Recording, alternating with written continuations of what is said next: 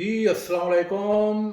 आज मेरे पास एक नहीं, दो नहीं बल्कि 3 अच्छी गुड न्यूज़ हैं जो मैं आपके साथ अभी और इसी वक़्त शेयर करना चाहता हूँ। मुझसे सँभाली नहीं जा रही, अभी रिसेंटली मुझे पता चला है। नंबर 1, आपको याद होगा कि मैंने कुछ अरसा पहले कुछ व्लॉग्स में डार्ट स्कॉलरशिप, इसको डैड भी कहते हैं, जो जर्मन स्कॉलरशिप्स हैं, उनके बारे में बताया था। एक ऐसा स्कॉलरशिप भी बताया था जो 1 साल की फंडिंग है और कोई टेस्ट नहीं देना पड़ता आपको, क्योंकि आजकल आइट्स भी बहुत एक्सपेंसिव है। अराउंड अबाउट पाकिस्तानी 60,000 एक टेस्ट पे आपका खर्च आ जाता है। फिर भी आपको पता नहीं होता कि वो आप पास कर सकें या ना कर सकें। इसलिए मैं ऐसी अपॉर्चुनिटीज़ भी आपके लिए तलाश कर रहा हूँ जिसमें आपको कोई टेस्ट ना देना पड़े। और इसके अलावा आपको तरीक़ाकार बताया था कि किसी भी प्रोफ़ेसर से लेटर ऑफ इन्विटेशन यानी कॉन्सेंट लेटर कैसे हासिल करना है। ये सारी इन्फॉर्मेशन जिन स्टूडेंट्स ने इन व्लॉग्स को देखा, उन पे अमल किया, अल्हम्दुलिल्लाह आज हम उनकी प्रोग्रेस देख रहे हैं। और वो कॉन्सेंट लेटर भी हासिल करने में कामयाब हुए, उनका प्रोसेस भी चल रहा है और इंशाल्लाह वो कंप्लीट भी हो जाएगा। नंबर 2, दूसरी गुड न्यूज़ नॉर्वे के बारे में है। मैं काफ़ी अरसे से तलाश कर रहा था कि सिमिलर अपॉर्चुनिटीज़ जैसे मैंने जर्मनी की बताई थी, मुझे नॉर्वे की भी मिल जाए। लेकिन मुझे कोई इन्फॉर्मेशन, कोई ऑफिशियल चैनल नहीं मिल रहा था। कोई अनऑफिशियल, कोई इक्का-दुक्का कोनों खदरों में कुछ स्कॉलरशिप वगैरह थे, लेकिन मेरी तसल्ली नहीं हो रही थी। तो मुझे ऑफिशियल चैनल कोई मालूम करना था। लकीली 2 दिन पहले मेरी यहाँ के बहुत ही सीनियर प्रोफ़ेसर हैं, प्रोफ़ेसर अलेक्जेंडर मालिशेव, जो यहाँ हायरिंग कमेटी के कन्वीनर भी हैं। उन्होंने मेरे साथ कुछ इन्फॉर्मेशन शेयर की। हमारी उनके साथ कोई 3.5 घंटे की 1 टू 1 मुलाकात हुई, जिसमें बहुत से बाहमी दिलचस्पी के अमूर पे भी तबादला ख्याल हुआ और साथ-साथ आपके लिए बहुत काम की इन्फॉर्मेशन मिली। उसमें जो ग्रेजुएट स्कॉलरशिप हासिल करना चाहते हैं उनके लिए, और तीसरी खुशखबरी उनके लिए है जो नॉर्वे में जॉब हासिल करना चाहते हैं। लकीली इन दोनों का चैनल एक ही है। कन्फ्यूजन ये थी कि मैं स्कॉलरशिप तलाश कर रहा था, जबकि यहाँ जो टर्मिनोलॉजी यूज़ की जाती है वो स्कॉलरशिप नहीं बल्कि सैलरी यानी हायरिंग कर की जाती है बाकायदा। यहाँ स्कॉलरशिप के बजाय सैलरी का लफ्ज़ यूज़ किया जाता है। उसकी वजह ये है कि यहाँ की गवर्नमेंट ने टैक्स काटना होता है। वो स्कॉलरशिप है या ऑनरेरियम है, जैसा कि मेरा जो विज़िट है ये ऑनरेरियम के साथ है। पहले टैक्स काटते हैं फिर हमें देते हैं। लेकिन टैक्स कटने के बाद भी जो 25% आम तौर पे जो मिनिमम टैक्स है वो भी 25% इनका होता है। वो कटने के बाद भी एक ठीक ठाक अमाउंट इतनी होती है कि हम विद फैमिली भी अच्छा गुजारा कर सकते हैं।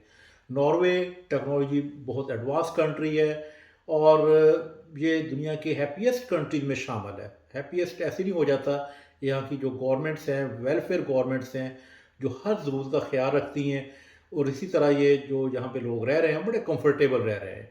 उस प्रोफेसर ने मुझे कंप्लीट प्रोसीजर बताया और उस पोर्टल के बारे में बताया जो मैं आपको बताने वाला हूँ, और उसका जो लिंक डिस्क्रिप्शन में मौजूद है, वहाँ से आपको इन्फॉर्मेशन मिल जाएगी और तरीक़ाकार मैं अभी आपको उसका बता देता हूँ, आपने करना क्या है। एक और अहम राज की बात, नॉर्वे में ज़्यादातर प्रोफेसर्स के पास पर्सनल फंडिंग्स हैं। उनके अपने प्रोजेक्ट्स होते हैं जो उन्होंने अप्रूव करवाए होते हैं किसी फंडिंग एजेंसी के थ्रू, और उसमें उनके पास इतने फंड्स होते हैं कि वो एमएस, पीएचडी और इवन के पोस्ट डॉक फेलोशिप्स के लिए इंगेज कर सकते हैं, अपने प्रोजेक्ट में शामिल कर सकते हैं। अब ये तमाम प्रोफेसर्स भी उसी वेब लिंक को एक्सेस करते हैं और देखते हैं कि अपनी नीड के मुताबिक जो उनको सीवी उनके लिए सूटेबल हों वो सिलेक्ट कर लेते हैं और उनका इंटरव्यू करके उन्हें हायर कर लेते हैं। ये बिल्कुल ऐसे ही है जैसे मेरे पास यूरोपियन कमीशन का प्रोजेक्ट है और उसमें मैं अपनी नीड के मुताबिक स्टूडेंट्स इंगेज करता हूँ और वो फिर शॉर्ट विजिट्स या लॉन्ग विजिट्स करते हैं मुख्तलिफ कंट्रीज का। नॉर्वे की ज़्यादातर पब्लिक और प्राइवेट यूनिवर्सिटीज, इवन के प्राइवेट कंपनीज भी, गवर्नमेंट कंपनीज भी ज़्यादातर उस पोर्टल को एक्सेस करती है। उसमें आपने सिंपली करना ये है कि अपना सीवी अपलोड कर देना है। इम्प्रेसिव सीवी होना चाहिए, कोई बात गलत नहीं होनी चाहिए, और इसके लिए कोई टेस्ट वेस्ट नहीं चाहिए। इसमें जब आपको शॉर्ट लिस्ट करेंगे तो आपका इंटरव्यू होगा। उस इंटरव्यू में सिर्फ उन्हें चेक ये करना होता है कि आपकी काबिलियत के साथ साथ आपकी जो कम्युनिकेशन है, क्या आपकी इंग्लिश इतनी है कि आप अपनी बात उन्हें समझा सकें और उनकी बात समझ सकें। This is sufficient. कोई बहुत हाई फाई इंग्लिश रिक्वायर्ड नहीं है। ये बात मुझे उस प्रोफेसर ने बताई।